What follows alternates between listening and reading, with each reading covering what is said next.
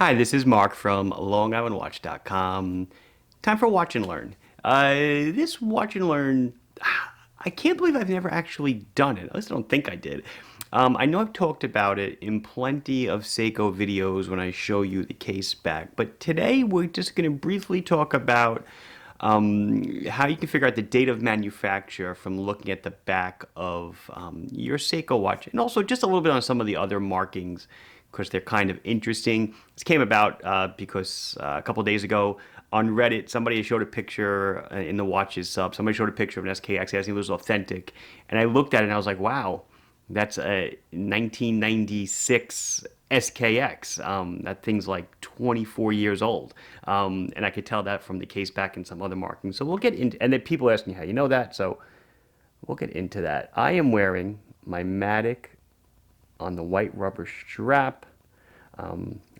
The watch comes on tan leather, light tan. I added this as aftermarket. It's a Barton strap. I got it off of Amazon, whatever. And then the ISL 18, which number one selling Islander so far of the 80 or 90 or so SKUs that I am into. Let's talk about Seiko part numbers. So by all rights, this should be a quick video, but I'm sure it won't be. I'm sure I'm going to talk a whole bunch. I have 5 Seiko watches. These 4 are from my stock. This is my personal orange monster. And we'll talk about the dating that you see on the back. Now, why would you care? I mean, some people care. I mean, if you buy a watch and it's like 8 years old, it's supposed to be new. Yeah, that's kind of a little bit old. But Seiko, since the late 60s, has been, serializing their watches in a fashion where you can trace the date of manufacture back to the month and the year. Some things have changed, starting in 2019 with the Seiko 5 series, and we'll get into that. But this is much like Rolex when they started randomizing serial numbers over a decade ago. You used to be able to figure out the year of manufacture of your watch, and then they got really secretive and they stopped. Seiko seems to be going in that direction. Looking at these guys, I'm sure for different reasons. Rolex's reasons were people trying to, obviously counterfeiting, and then people were figuring out how many watches they make, and they don't have to tell anybody how many they make because it's not, they're a private company, do whatever the hell they want. So let's look at this SRPE 93. This is, the reissue of the turtle with the case back changes. I do realize the blue sticker is on it, but I don't think it's going to make a difference for us. So things of interest that you see when you look at the back of a Seiko. I'm going to start right here where it says 4R36-04Y0. When I opened, I called this an SRPE 93. It used to be an SRP 777. Doesn't really matter. But this is a part number. But believe it or not, I mean, when I order them, yeah, I tell Seiko I want SRPE 93. But if you were to talk to the parts department and you needed a crown or a case back or something, they don't care about that number. They want this number. This is a movement code and case code. 4R36 is the movement that's in the watch. 04Y0 is the case code. These 8 characters specify a unique design, a case design. Granted, there could be a different colored dial brandishing the same code, and that's okay. And then when it gets to the dial, they will just say, oh, it's a dial blue or black, and then they know which one it is. But the 04Y is the unique case code. The last 0 is actually a distribution code. So it really doesn't mean anything. But that's not why we're talking. We're talking for serial numbers. This guy here, we can see, is a 075084. It's a 6-digit code. First digit 0 is the last digit of the year of manufacture. In this case, I know it's 2020. Why is it 2010? We'll get into that. Second digit is the month of the year, 1 through 9, January through September. O, not 0, for October, N for November, and you will see a D for December. My monster's got an N for November. You'll see that. And then the last 4 digits, they make 9,999 per month maximum. per case code. They probably make far less than that, I'm guessing. But these are new. These just came to me. You know, these are new production because, like I said, they made a case change to divers. You say air divers, now just as divers. So these were manufactured in July of 2020. So, you know, you could see, well, let's put it this way. The case backs were manufactured in July of 2020. By the time it goes through the assembly process, everything else, and then it gets exported to the USA, through Seiko USA into my hands, it takes a little while. But that's how people date Seiko watches. So knowing that, I guess let me talk just another second. How do I know this is not a 2010? Well, now is when you require sleuthing. You need to know a couple of things. Number one, the 4R36 movement did not come out until 2011. So there's no way it's a 2010 watch. Additionally, the SRP E93 or the SRP 777 did not exist in 2010. There's no way this could be from 2010. It has to be a 2020 manufacture. So a lot of, like I said, so looking at the code only gets you so far. It gets you to a decade, but you still have to figure out using your brain what decade we're talking about. So let's look at this Seiko 5. This is a 7S26. Let's see if we can get that last code there. What did I say? 02J0. So 7S26, we know that. But now we look at the code here. It is a 056687. So you immediately think, oh, well, Mark, this must be a May 2020. And I say, well, yeah, it should be. But these watches were being produced in 2010 for sure. This is the SNK 80 whatever watch. I don't think they were being produced in 2000, but definitely in 2010 they were produced. Now, how do we know if it's a 2010 or 2020? Well, for that, we have to sleuth a little bit more. And when we look at the rotor, we see it is a 7S26, but it's a 7S26 Charlie, a C version. The 7S26 has gone through 3 design iterations, an A, a B, a C. A, 1996 to 2006 in use. B, 2006 to 2011 in use. C, 2011 onward. 7S26C, 2011 onward.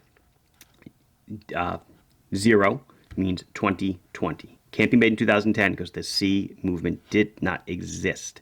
And when you see a C movement, when I say the movement started to be used in 2011, you wouldn't find a B in 2012. It doesn't happen. They kind of make an inline change. I guess just take 2 seconds and say, what is the difference between A, B, and C? Well, Seiko's own website actually gives you a lot of information. You can find the information online. They are minor differences, but there are parts between A's, B's, and C's that are not interchangeable. The movements themselves are what we call in configuration control, form, fit, function, replaceable. I can take a 7S26A and I can put it in any other watch using a 7S26 movement B or C, and it will fit. Likewise, it will go the other way as well. However, inside the movements themselves, not all parts are interchangeable, but that is okay. Seiko makes all of that available. So I went over this, I went over that. So now that you have your sleuthing degree, let's look at my Orange Monster. This is my SRP 309. Okay, this watch has a great history with me because, oh, I told the story in a video a long time ago. But anyway, somebody got it, claimed it was fake, threatened to sue me all the way from Florida to New York in small claims court. So I bought the watch back from him 8 months after he bought it. And it's been on my wrist ever since. So 4R36, 01J, and then we have that 0 again. Was that a D? Whatever it is, doesn't matter. Look at some, you know what, while we're here, since it's a diver, look at some of the other markings. So I'm going to read on from here forward. So A0 is some kind of a case code, manufacturer code, not really clear. The next thing looks like a horseshoe magnet with a line under it. That is telling you that it is some kind of anti-magnetic resistant, which it has to be to meet ISO 6425, which grants it the air diver 200 meter marking. And then we have a little stainless steel. Over the years, Seiko have marked their casebacks less and less and less. I feel it's getting less and less information. They used to be packed with information. Now, not as much. They used to give like whole alloy codes and stuff. Doesn't really happen much anymore. But let's look at my Orange Monster 3N1745. Well, I guess it could be 2003, could be 2013, could be 2023. Nah, we're not in 2023 yet. Could it be 2003? Well, no, because the 4R36 didn't exist till 2011. The 4R36 is still in A version. It does not, as far as I know, there is no B version yet. So still in A. So it came out in 2011. I see a 3 and an N. So this is 2013 November. November 2013 is when this watch was when the case back was stamped, really, but watch was probably produced shortly after that.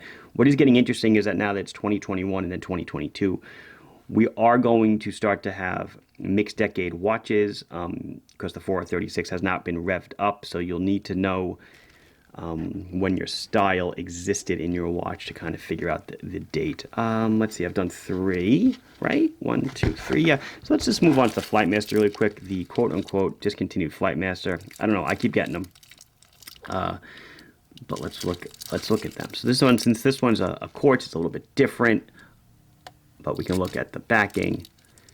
So where's the code? See, 7T62, 0EB0. That's the case movement code and case code. It is a 7T62 movement.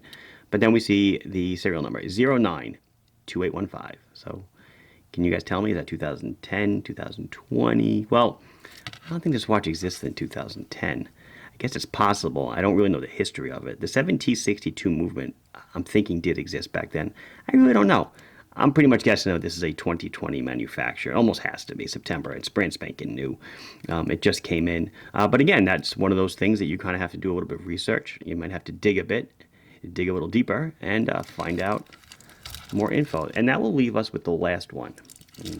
I'm sorry if I'm kind of rambling. Oh, I did that one already. The new Seiko 5. This is where Seiko goes Rolex on us. If you see a Seiko with the new stylized 5 logo, you can take everything I just told you and throw it out the window. They will not let you figure out when the hell it was made. Interestingly enough, I know this watch was produced after this watch, so it's only happening on 5s. Will it migrate to the rest of them? I don't know.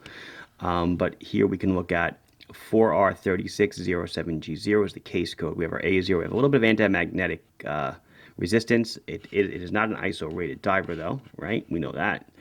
Movement Japan, excuse me. Water resistant 10 bar. The serial number stamped right here. 315358. So this would tell me 2023, which didn't happen yet. So unless this watch fell out of a time machine, or 2013. This watch did not exist in 2013. This is a randomized serial number, 315358. And the way I know this is I went through a few boxes of these and I started looking at the serial numbers, and they are all random. This first digit changes constantly. So definitely randomized. So they've randomized these guys.